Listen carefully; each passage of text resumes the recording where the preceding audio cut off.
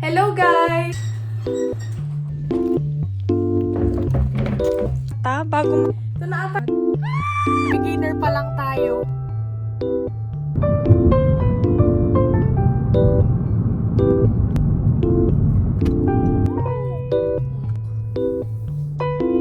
Ayun, ang daming tao.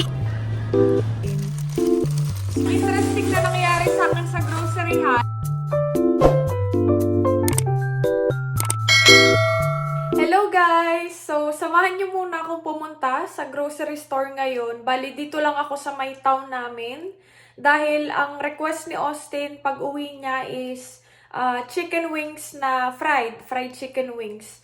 So, magpipick up ako ng chicken, tapos bala ko ding bumili ng pork ribs dahil nagka-crave naman din ako sa sinigang. So, para naman merong sabaw yung ulam namin bukas. So, yeah. Punta muna tayo sa grocery store.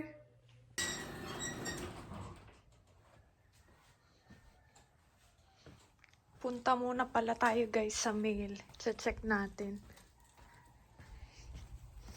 Nakaano na ako. Shoes.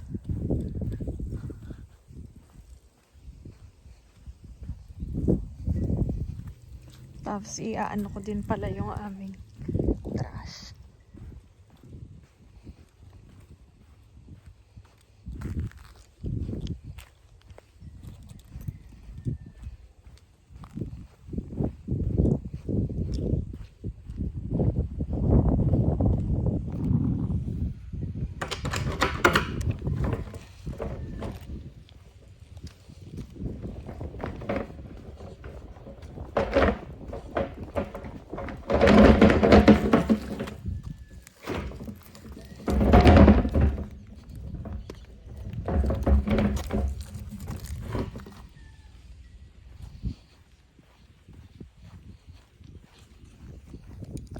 Wallet at keys.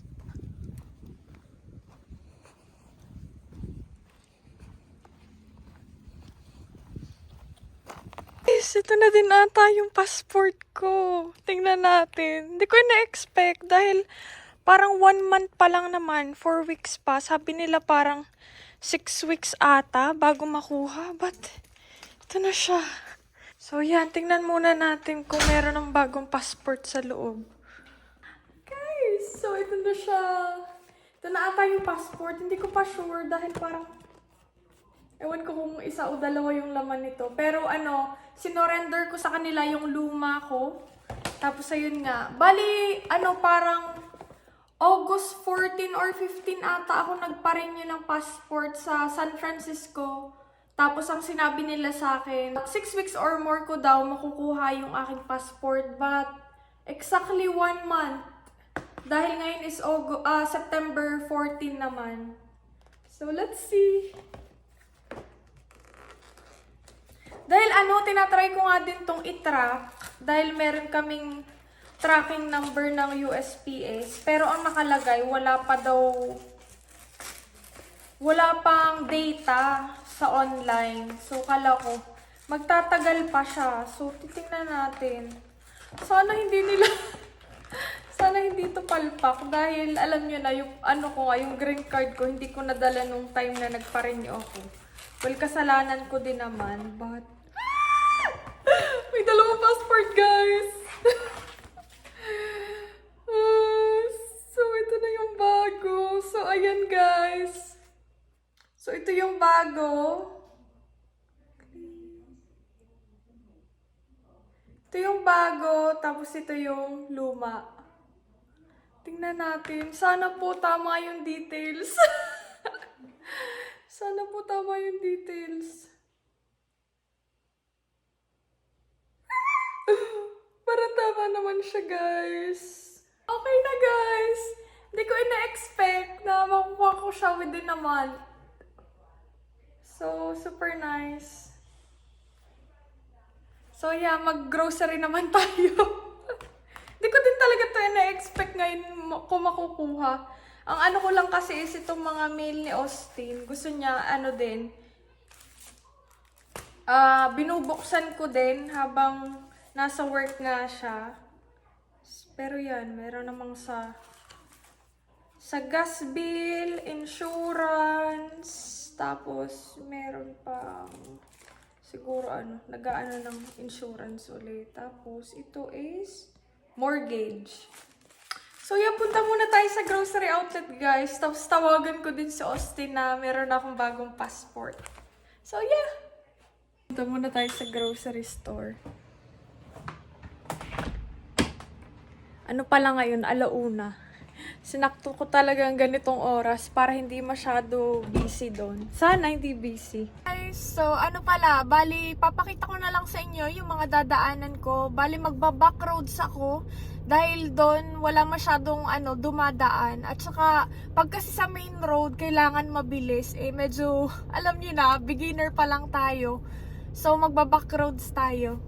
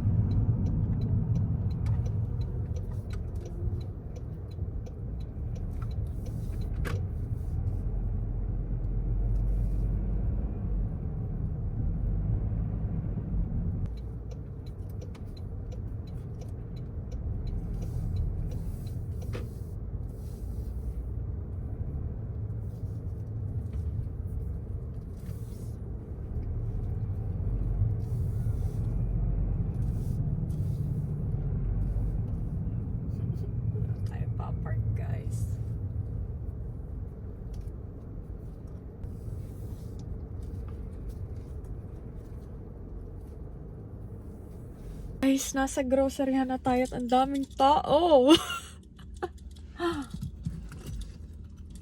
So, dito ako nakapark sa malapit sa lagayan ng cart. So, we'll see you.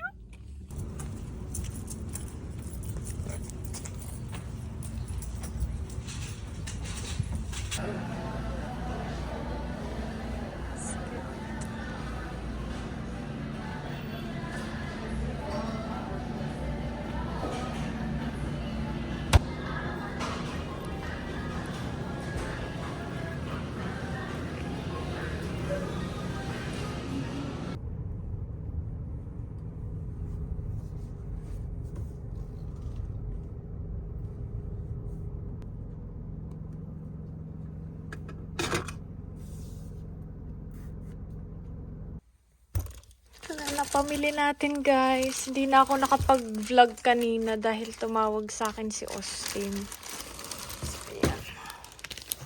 Hi guys! So, kakauwi lang natin at hindi na nga din ako nakapag-vlog nung pauwi ako dahil tumawag na sa akin si Austin. So, naka-call kami habang pauwi ako. Tapos ito pala guys, yung napamili natin. So, yun din pala guys, sa groceryhan, merong interesting na nangyari dahil nakahanap ako nito, Asian essential na cabbage leaves. So, ito yung bala kong yung ilagay ko sa nilaga or sa sinigang. Mas gusto kasi ni Austin yung sinigang. Ako naman, mas mahilig ako sa nilaga. Tapos yung nilaga, nilalagyan ko din naman ng kalamansi. Yung sinasawsaw ko lang. Ayoko nung ang sabaw ko yung maasim. Gusto ko yung sinasawsaw ko lang yung ribs doon. But yeah, ito, bumili ako nito, Asian cabbage. Tapos, bumili din ako nitong sibuyas at saka bawang.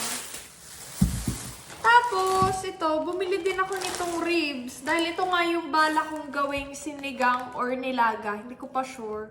Pero siguro yung pahabang cut na lang yung aking gagawin. Dahil hindi ko kayang dahil meron itong mga buto dun sa ganito guys. So, hindi ko siya kayang biakin sa gitna. So, ang gagawin ko na lang siguro is pahaba. Bayaan ng medyo mahaba siya.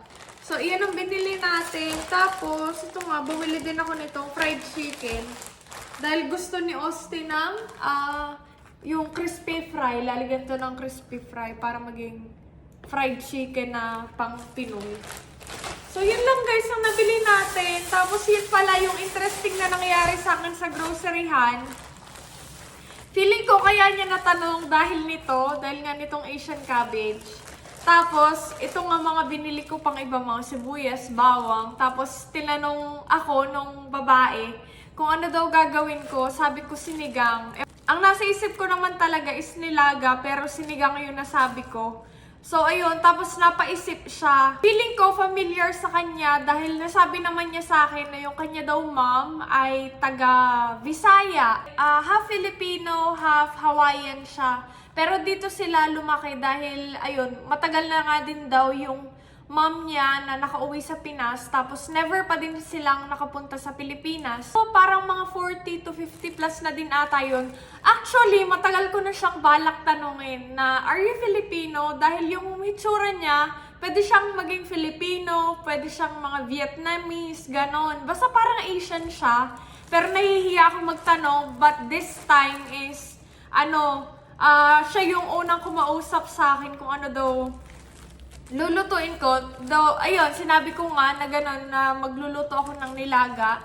Tapos, ayun, nagkwentuhan na kami na yung mom nga daw niya is, never pa uling nakauwi ng Pinas dahil parang yung mga relatives din ata niya is wala na din doon. Parang nandito na sila lahat sa US. Tapos, yung kanyang magulang is nasa sa Alaska naman. So, siya dito sa California. But, yeah, hindi na nagtagal yung usapan namin dahil mayroong mga susunod sa akin na magche-check out. Pero yun, super natutuwa ako guys pag nakakakita ako ng Filipino. Lalo't lalo pa pag dito sa town namin. Dahil nga, alam ko sa city, madami siyang mga Filipinos, madami tayong Filipinos doon. Pero pag mga maliliit na town na ganito, parang bihira lang ako makakita ng Filipino. So, super natutuwa ako pag meron ako nakikilala or meron ako nakakausap na Filipino. So, ayun lang guys. Parang super interesting ng araw na to. Tapos, sinabi ko nga din kay Austin na ganun nga. Hindi ko natanong kung taga dito talaga siya sa town namin or taga kabilang town siya. But, siguro next time. Tapos, sabi niya sa akin na dahil nga magluluto ako ng sinigang, never pa nga daw niya natatry to, but she would like to have some. Sabi ko, oh, I'm not a good cook. I'm a new cook, but I can try. Tapos yun, nagtawanan lang kami. Hindi ko pa alam, hindi ko pa sure kung ang lulutuin ko ba bukas ay sinigang or nilaga. Pero mas gusto kasi ni Austin ang sinigang, yung maasim na sabaw. So baka yun na lang ang gagawin ko. Tapos lalagyan ko siya nitong Asian cabbage. Usually, ang ginagamit ko yung yung regular na repolyo, but this time, dahil nga nakakita ko nito, parang pwede din ata itong ganito eh. Parang ganito yung ginagamit din namin minsan sa Pinas. Tapos meron pa naman ako ditong mga patatas. Tapos ito, tapos bumili nga din kami nung pinaka-corn. So, lalagyan ko din siguro yon or siguro next time na lang pag magninilaga na ako. But bukas siguro magsisinigang dahil mas gusto yun ni Austin. I think that's it for today's video, guys. Thank you so much for watching. See you on our next one. Bye-bye!